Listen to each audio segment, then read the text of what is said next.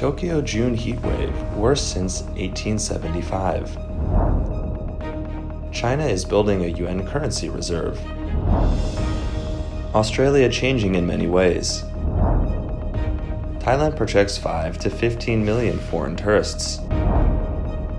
European travel runs into pandemic cutbacks. No, Johnny Depp is not returning to Pirates. World's first production-ready solar car. Kenyan campaigning with Deport Chinese.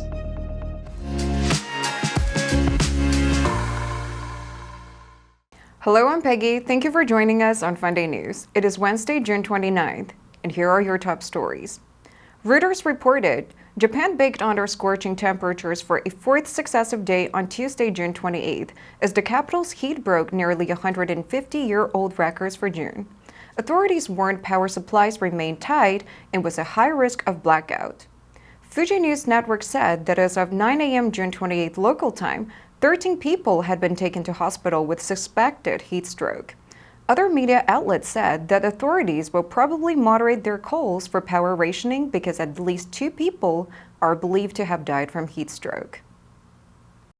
Reuters said that for the second day in a row, authorities asked customers in the Tokyo area to conserve electricity to avoid a looming blackout. Other media outlets said that the reserve ratio for Tokyo on Monday evening was 5% below the reserve ratio for power used from 4:30 to 5:30 on Tuesdays. This nearly reached the 3% minimum that ensures a stable supply of electricity in Tokyo and the 8 surrounding prefectures. Reserve capacity below 3% risked power shortages and blackouts. The media reported that this was the worst streak of hot weather in June since records began in 1875.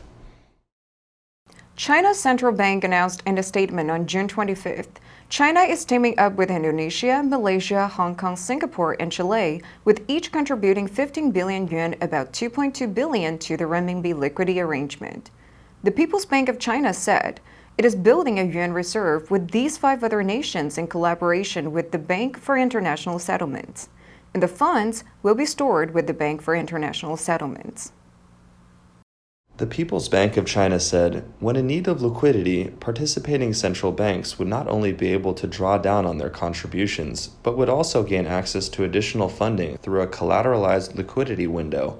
The media reported that China's plan to establish a yuan liquidity reserve pool with the Bank for International Settlements could help boost international use of the currency and could pave the way for the currency to play an anchoring role in the Asia-Pacific region. The Australian Bureau of Statistics said, although Christianity remains the biggest religion, fewer than half of Australians, around 44%, identify as Christian. It is closely followed by those with no religion at all. That cohort has increased to 39%, up by almost 9%. Hinduism and Islam are the fastest growing religions in Australia, but each are followed by only around 3% of the population. The results of Australia's 5-yearly census have been released, painting a picture of a country undergoing significant change. In the 2021 census, the population of Australia grew to 25.5 million, up 2.1 million from 2016. Following Australian and English, Indians have overtaken Chinese and New Zealanders to become the 3rd largest ethnicity in Australia. The number of people who identified as Aboriginal and Torres Strait Islander jumped by a quarter since the last census. Indigenous Australians now number over 812,000, about 3.2% of the population. Generally, each generation, from baby boomers to millennials, accounts for 21.5% of the population. According to a statement of Thailand government on June 27th, foreign tourist arrivals totaled 2.03 million between January 1st and June 26th. Thailand is aiming for 5 million to 15 million foreign tourist arrivals this year as the country further eases travel restrictions. Last week, Thailand lifted a mask mandate while allowing pubs and bars to return to normal operating hours. The measures are part of efforts to shore up an economy which depended on tourism to generate about 12% of gross domestic product before the pandemic. Thailand's tourism and sports minister said that a weaker currency and the recent legalization of cannabis may also help bring back more tourists to Thailand. The Tourism Authority of Thailand projected that tourists are expected to spend between $18.35 billion and $34.2 billion this year. On June 24th, an economic task force approved extending support for the domestic travel industry from September to May in order to support the tourism industry to lure in more foreign travelers.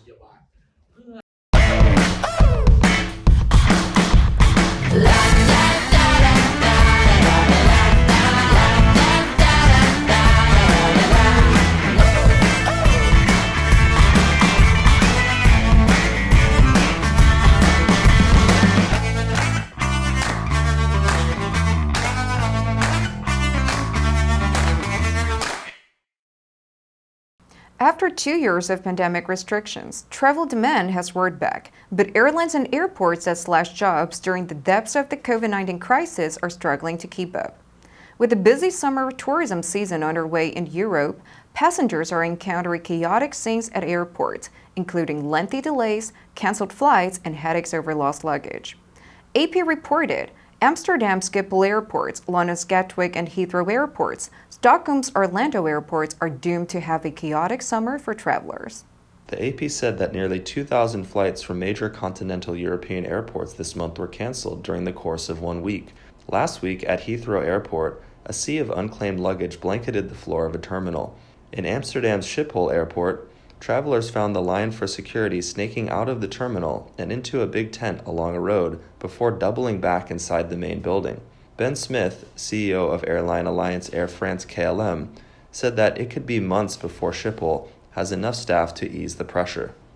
A rumor widespread on the web yesterday, June 28, states that Depp is set to return to his most iconic role as Captain Jack Sparrow for no less than $301 million. The rumor also hinted that a Disney Plus series might be in the works that would explore the early years of Jack Sparrow, despite Depp currently being 59 years old.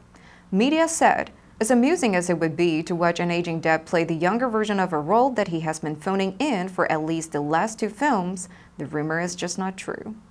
Earlier in the day, the media reported that insiders revealed that Disney is interested in patching up the relationship with Depp and have recently reached out to him after dropping him from the franchise in 2018. A source told Pop Topic that Depp has been in talks with Disney for a $300 million deal. Pop Topic said, the deal is reportedly for Johnny Depp to return as Jack Sparrow in Pirates of the Caribbean 6, and a spin-off Disney Plus series about the early life of the captain of the Black Pearl. A Dutch company is starting deliveries of the world's first production-ready solar car to customers later this year, promising months of charge-less driving in summer conditions. In cloudy climates, based on the average commute of around 35 kilometers per day, the car can drive for up to 2 months before needing to be charged. Plugged into a regular home socket, Lightyear Zero can still charge 32 kilometers of range per hour. From June, the €250,000 Lightyear Zero model is offering test drive. According to the makers of the Lightyear Zero, production on the vehicle will start this fall, with the first customers receiving their cars in November. The car will be made in Finland by Valmet Automotive. Following a small production run of the Lightyear Zero, the company plans to make a more affordable model at a starting price of €30,000. Production is set to start in late 2024 or early 2025. The Netherlands-based startup will accept pre-orders for the Lightyear Zero towards the end of this year. Kenya's deputy president and presidential candidate William Ruto has said he will deport Chinese nationals from jobs that could be done by Kenyans if he is elected in August. William Ruto told an economic forum, "Let Chinese nationals roast maize and sell mobile phones. We will deport them all back to their countries." He said, "Don't worry about the foreigners engaged in these activities. We have enough planes to deport them." Some online reactions worry that China will have a knee-jerk reaction about repaying the billions loans. The media reported that China is Kenya's second largest creditor after the World Bank. China has invested in the construction of Kenya's infrastructure, which has included a $4.7 billion fund to finance Kenya's most expensive infrastructure project since it became independent in 1963. Since 2017, all of these investments have been accompanied by an influx of Chinese workers. William Ruto has been critical of President Jomo Kenyatta's economic policies, promising to cancel the country's estimated $70 billion of debt if he wins the presidential election on August 9th. And that's all the time we have for today. Thank you for joining us on FUNDAY News. Let's make every day a fun day. I'm Peggy, your host. I'll see you next time.